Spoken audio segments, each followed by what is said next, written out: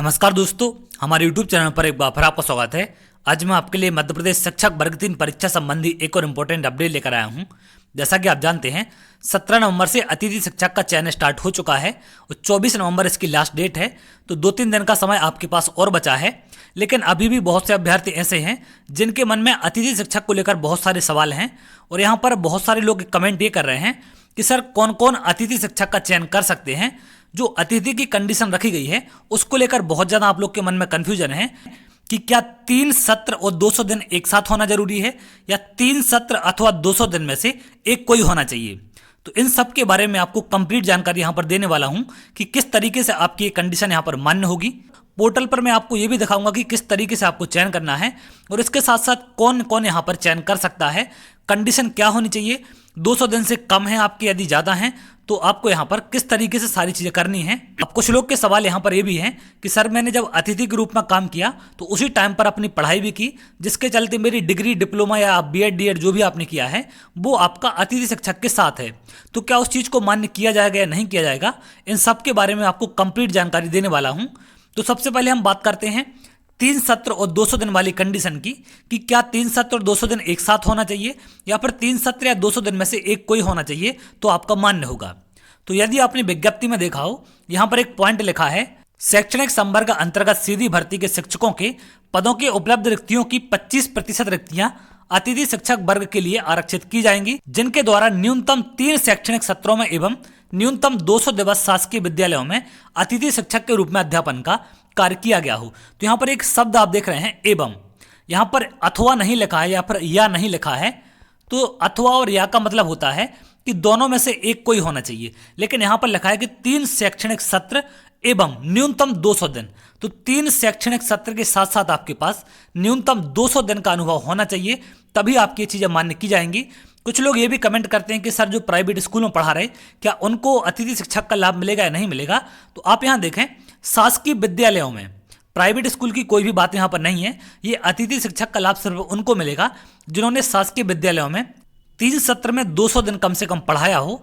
तो यही चीज़ मैं आपको पोर्टल पर दिखाने जा रहा हूँ कि किस तरीके से आपको वहाँ पर अतिथि का चयन करना है और वहाँ पर कंडीशन क्या दी गई है। तो जैसे आप लॉगिन करेंगे कुछ इस तरीके से आपकी प्रोफाइल खुल जाएगी।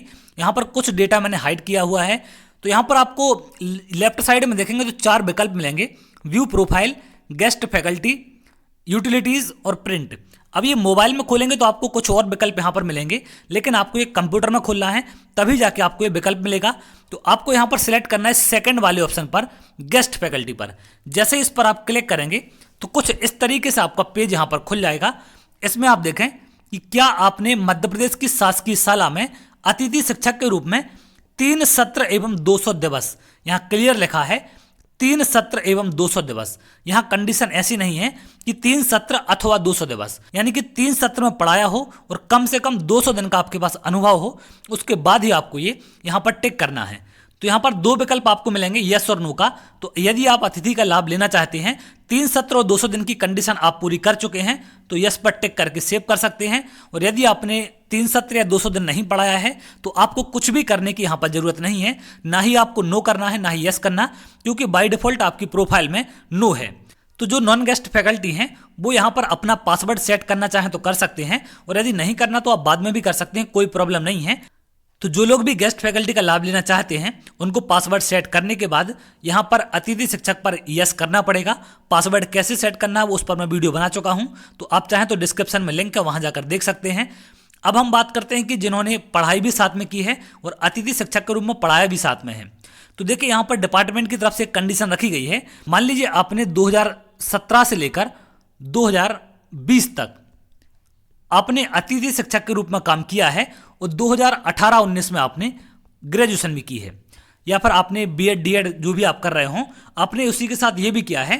तो यहाँ पर अतिथि और आपकी जो डिग्री है, ये दोनों चीज़ें यदि आपने एक ही मुख्यालय से की हैं तो आपकी मान्य होगी, और दोनों यदि आपने अलग अलग मुख्यालय से की हैं तो इस डिग्री का जो समय होगा इसको अलग करने के बाद यदि आपका 3 सत्र और 200 दिन कंप्लीट होंगे तभी आपको यहाँ पर अतिथि का लाभ मिलेगा।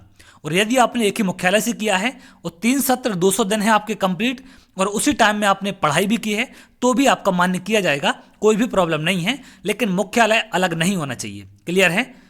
तो उम्मीद करते हैं कि आपको सारी चीज़ यहाँ पर क्लियर हो चुकी हैं कि किस तरीके से गेस्ट फैकल्टी का लाभ लेना है और कौन कौन यहाँ पर लाभ ले सकता है। तो जो नॉन गेस्ट है उनको कोई भी प्रक्रिया नहीं करनी है, आप चाहें तो बस पासवर्ड सेट कर सकते हैं, इसके अलावा कुछ भी करने की जरूरत नहीं है।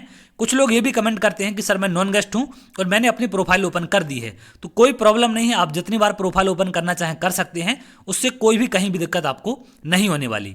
तो अगर आप ऐसी जानकारी चाहते हैं तो हमारे चैनल के साथ जुड़ सकते हैं, जिससे और भी इंपॉर्टेंट जानकारी आपको मिल सके। तो चलिए बहुत जल्द अगली वीडियो मिलेंगे, तब तक के लिए बहुत बहुत धन्यवाद।